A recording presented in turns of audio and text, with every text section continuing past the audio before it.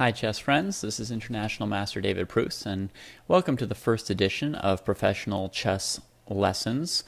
These will be weekly most instructive moments that I pick out from the games from the Professional Chess League.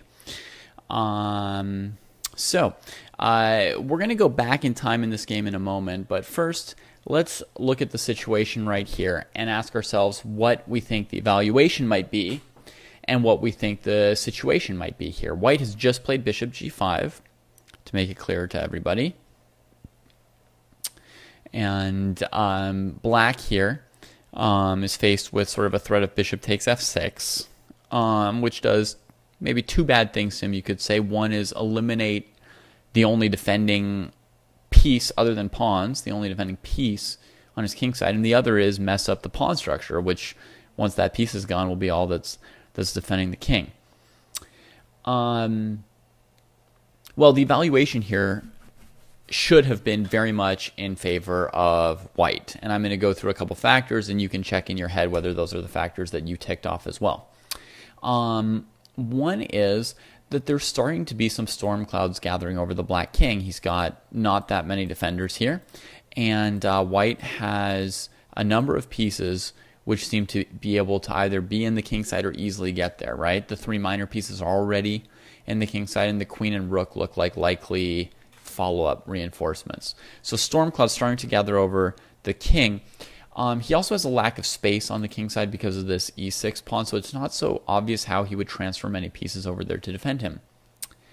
Finally, white has a space advantage in the center, which is a sort of typical small basic advantage that you may know about. And then perhaps one of the worst things for black is that black's kind of devoid of counterplay. If you look at black's position, they've got four pieces all attacking this pawn on d4. But this one little pawn can take care of that all by himself.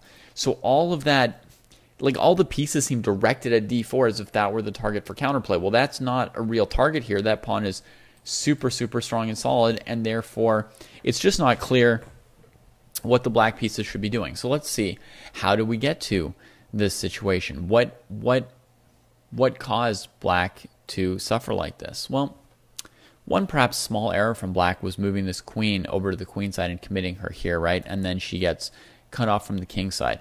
So if you want to talk about the danger to black's king, it could partly be because in this idea of putting the two rooks on the central files, black has kind of trapped the queen over on the queen side, which in a way has weakened black's defenses of the king side. But honestly, if you look at this position here and say, okay, let's not play queen b6 for black, don't you already see that black has some problems here with or without queen b6? The knight can't move because the bishop takes b7. That may be part of the reason for putting the queen over here. But already we see the space advantage for white, the lack of counterplay for black. We really don't see where black's play is going to come, and the distinct possibility of white attacking on the king side using that extra space. So it already feels like this position is not that good for black. So let's go back a little bit and go to a standard London system position. This is like basic, basic, basic. In this position, Grandmaster Nizhnik played c4. Well, this move to me was a shocker.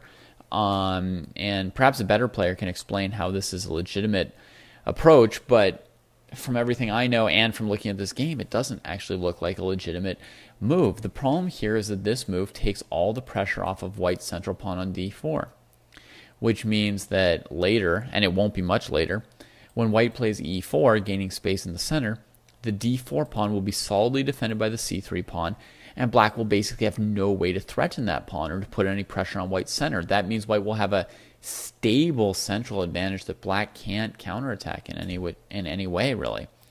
So white just backs up, and you can see black has no way to immediately regain control of e4 and prevent white from playing e4. Plays b5, and that's what a move like c4 would usually be associated with, would be like a strong space-gaining attack on the queen side.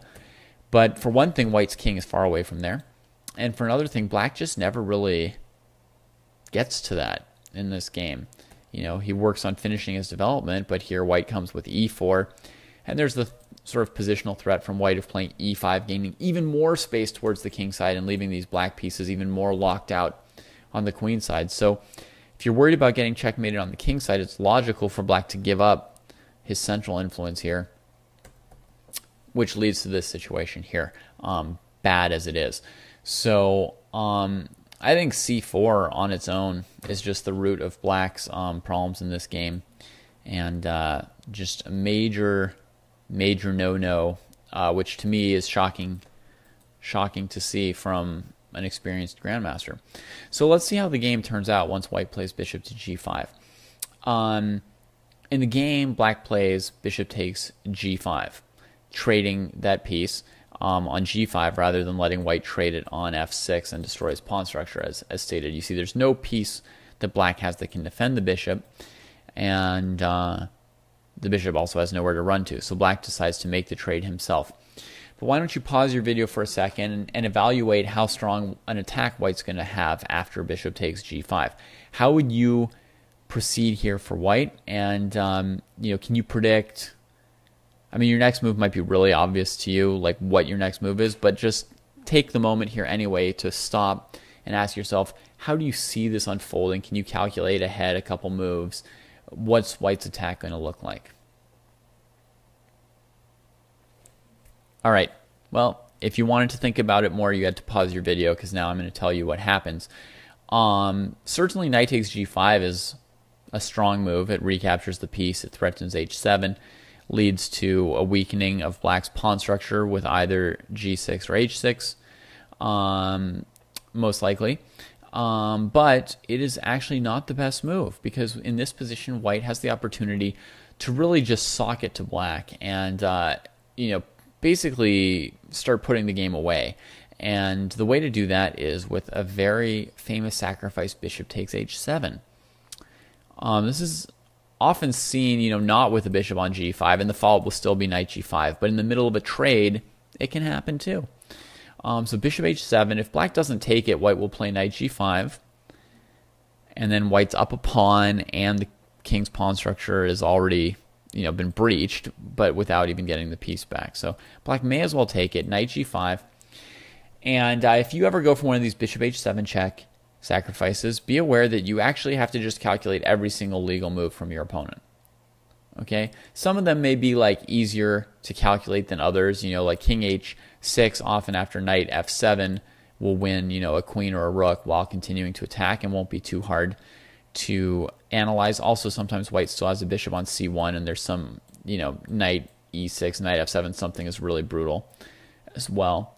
And king h8 is usually bad, because usually the follow-up is queen h5, so you at least want to be on g8 so this isn't check, right? And then, right, this is obviously an improved version of what happens in the game from white's perspective, because the king's already... Right, there's already no f7. Well, white basically just got an extra tempo to get in faster with their pieces, and destruction ensues. So, most often the two hardest nuts to crack are king g8 and king g6. In the game, black plays king g8, so let's briefly look at king to g6. King g6 works better if it's actually threatening and attacking the knight. If the knight's defended by like a bishop or a pawn on h4, then very often this move will lose immediately to a move like queen c2 check or queen e4 check. But if you're threatening the knight, sometimes this king g6 move will provide a true defense, and the king will be safer out here fighting for himself and attacking the undefended knight than just running back into his hole and letting the queen and knight develop their normal mating patterns against him. So here white would probably play queen g4. And this threatens, a knight discovery, regaining stuff, and maybe checkmating on g7, depending where black goes. Yeah, so it's tough. I mean, black doesn't really have anywhere great to go here.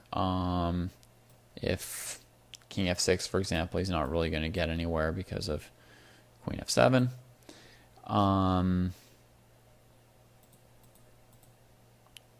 And, often the way you defend here is with f5. And then queen to g3. And then try and run to f6.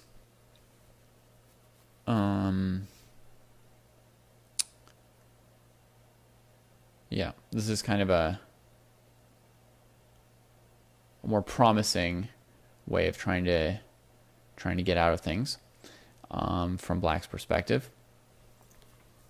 And now white can continue the attack with queen h4, threatening again something like knight e6 because it'll be discovered check. And if black comes back to g6, now you can take on e6, right? Because that's been undefended by the move f5. And from this position, you're threatening the rook, you're threatening queen g5 to g7, and if rook takes, you bring in another piece.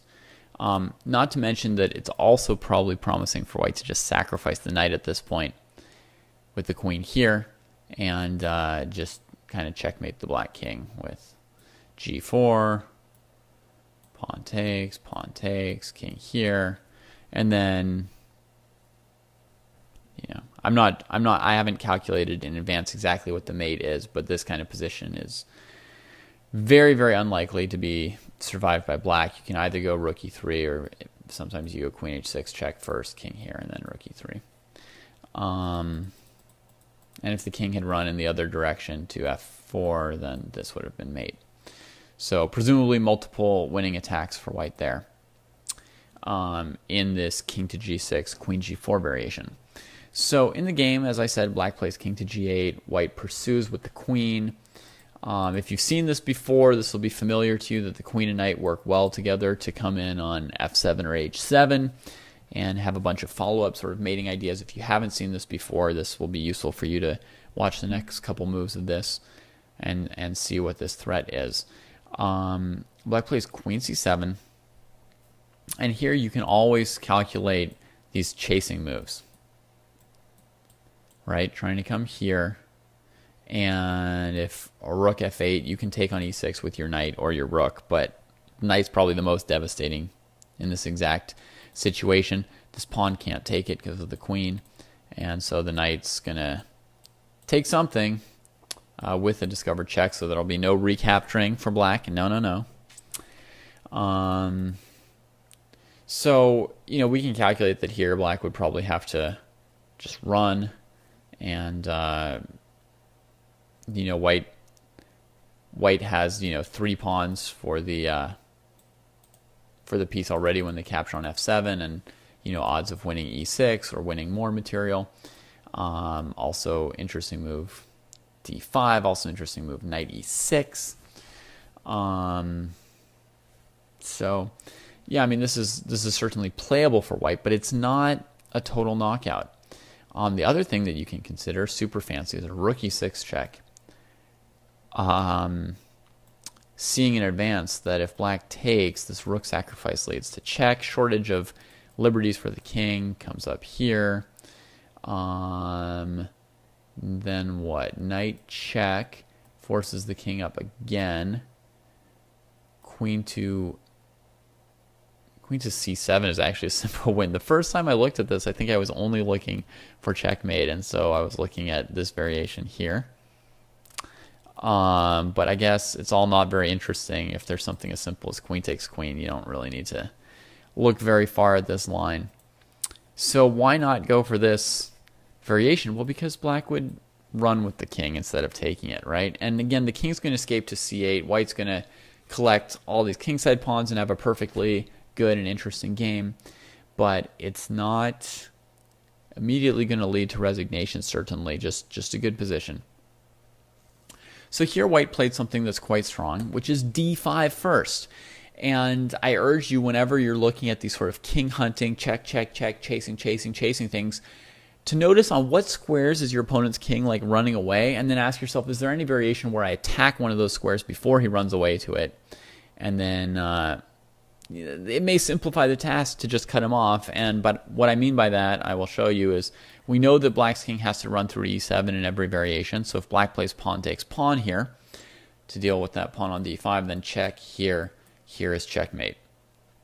Similarly, well, we're threatening the knight, and pawn takes pawn could be strong as well, right? So similarly, if black takes with the rook, then we have rook d5, pawn d5, and you could checkmate with rook e8.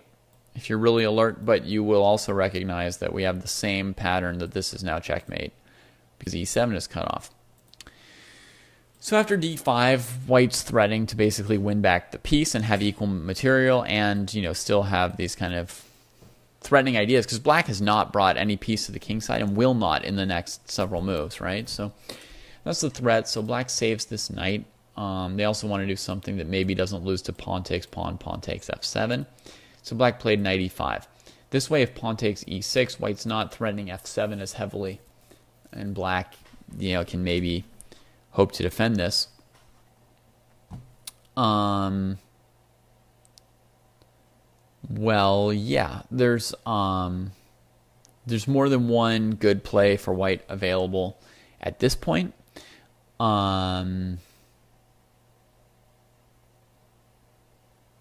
But in the game, he picked d6, and it attacks the queen and cuts off the queen's defense of the knight.